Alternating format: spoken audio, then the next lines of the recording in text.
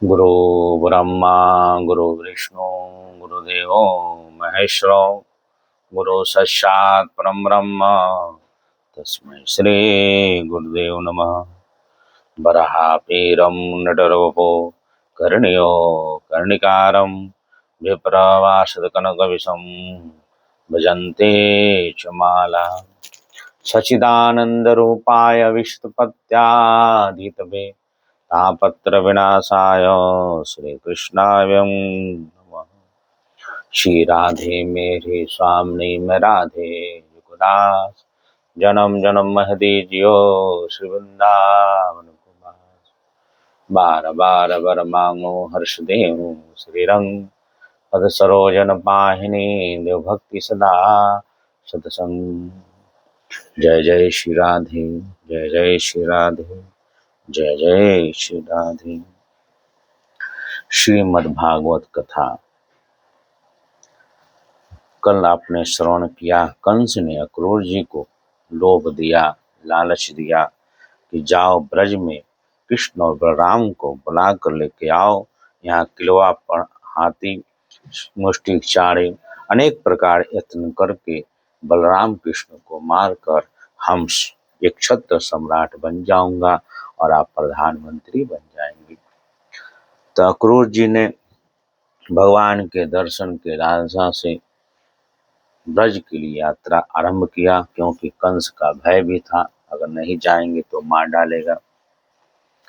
जब खूब सुंदर रथ सजाकर भगवान को मिलने के लिए अक्रूर जी प्रारंभ किए वृंदावन जाने के लिए, रास्ते में भगवान के चिंतन लीला उनका ध्यान करने लगे। मन में संकल्प उठने लगा कि भगवान कैसे होंगे, उनका स्वरूप क्या होगा, मैं जाऊंगा वो मुझे पहचानेंगे कि नहीं पहचानेंगे, मैं उनसे किस तरह मुलाकात करूंगा, मैं क्या कहूंगा।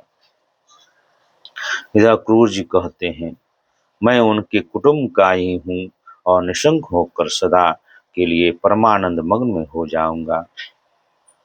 अत्यंत हित चाहता उनके सिवाय और मेरा कोई आराध्य भी नहीं है। ऐसी स्थिति में अपनी लंबे लंबे बाहों पकड़कर मुझे अवश्य अपने हृदय से लगा लेंगे। उस समय मेरी देह की पवित्र होगी, दूसरे को पवित्र करने वाली भी बन जाएगी। उसी समय उनका आलिंगन प्राप्त होते ही मेरे कर्म में बंधन, जिसके कारण मैं अनादि काल से भटक रहा हूँ, टूट जाएंगे। जन्म जन्मांतर का जो आवागमन है वो सब खत्म हो जाएगा। मेरा आलिंगन कर चुके होंगे, मैं हाथ जोड़कर सिर झुकाकर उनके सामने खड़ा हो जाऊंगा और मुझे चाचा अक्रूर कहकर संबोधित करके पुकारेंगे, क्योंकि इस पवित्र और मधुर यश का विस्तार करने के लिए तो लीला कर रहे हैं। मेरा जीवन सफल हो जाएगा। भगवान ने श्री कृष्ण जिसको अपनाया नहीं, जिसे आदर नहीं दिया, उसे उस जन्म को धिक्कार है। न तो उनका कोई प्रिय है, नहीं तो अप्रिय। अक्रूर जी के मन में इसी तरह चिंतन भाव लीला में मग्न होकर ब्रज की यात्रा करने लगे।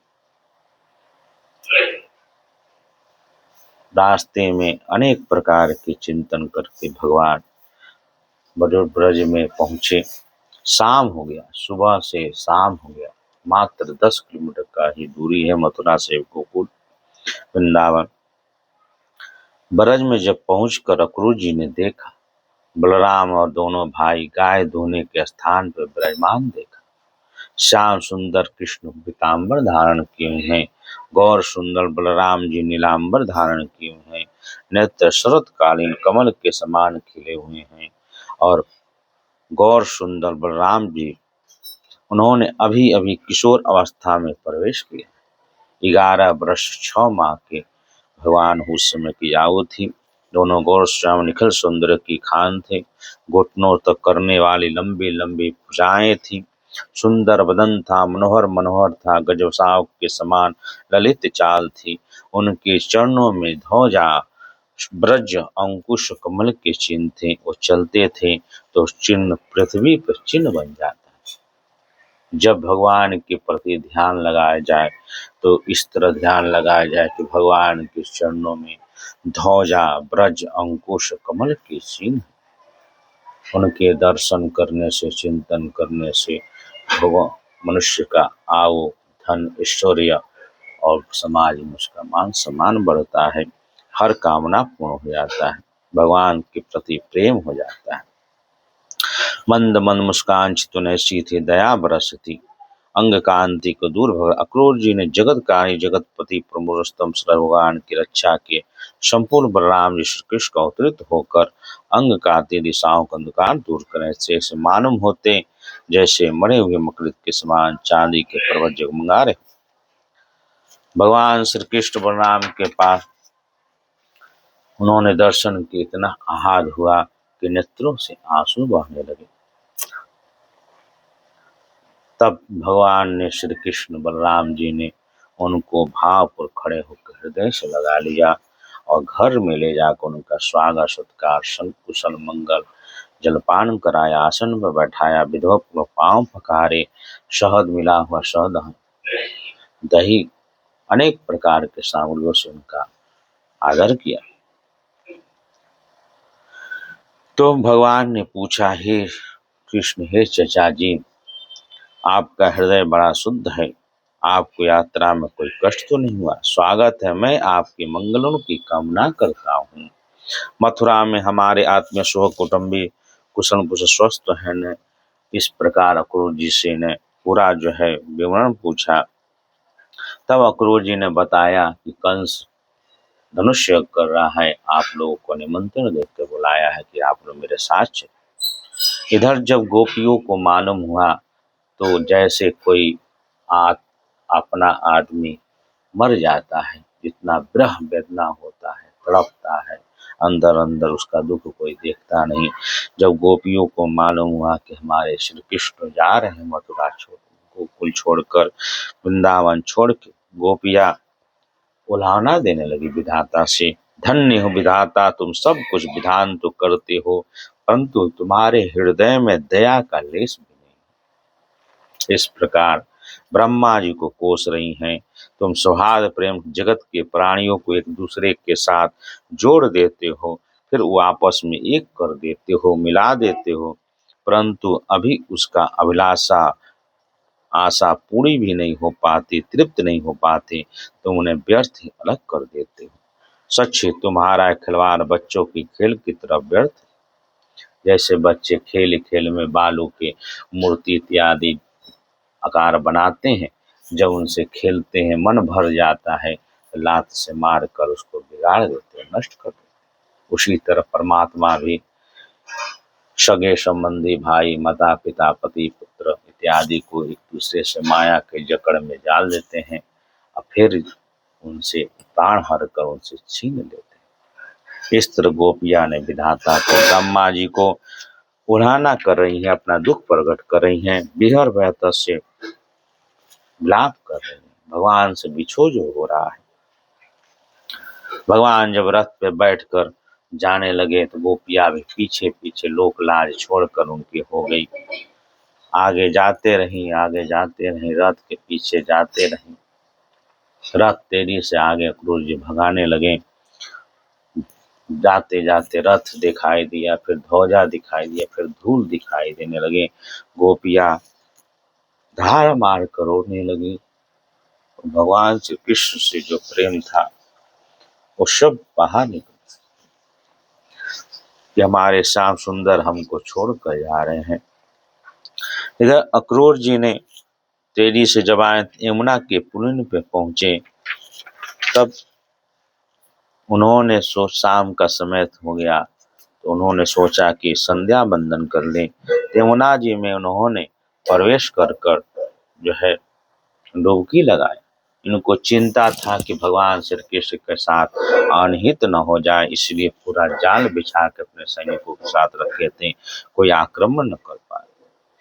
लेकिन जब यमुना जी में स्नान किया तो अंदर देखते हैं कि भगवान श्री कृष्ण चतुर्भुज में बैठे हुए हैं, मंद मंद मुस्कुरा रहे।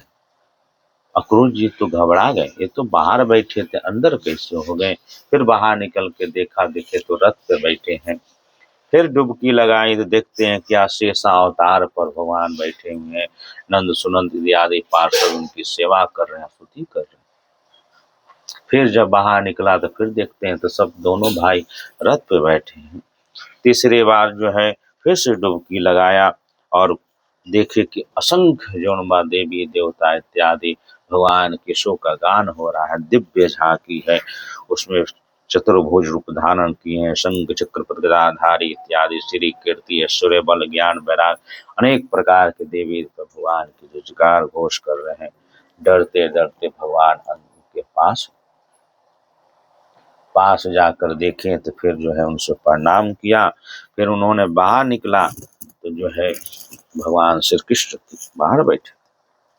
तो भगवान कहते हे चचा जी, आप यमुना जी के अंदर लगता है कुछ बहुत बड़ी चीज देख लिया है क्या जी, आप बहुत घबरा रहे।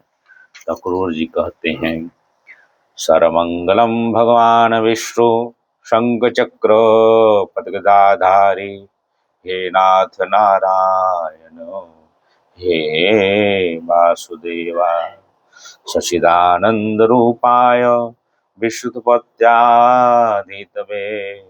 तापत्र विनाशाय श्री कृष्णाय नमः।